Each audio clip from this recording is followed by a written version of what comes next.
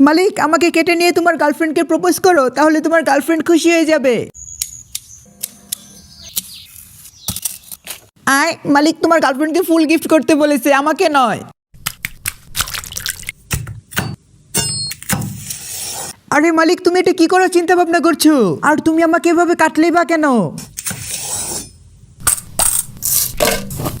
মালিক, ওই ফুলটাকে দিয়ে একটু কুলভাবে কিছু বানিয়ে ফেলো তো। আচ্ছা মালিক, তুমি কি স্পেশাল ফুলের বড়া বানাবে নাকি? দেখে তো তাই মনে হচ্ছে।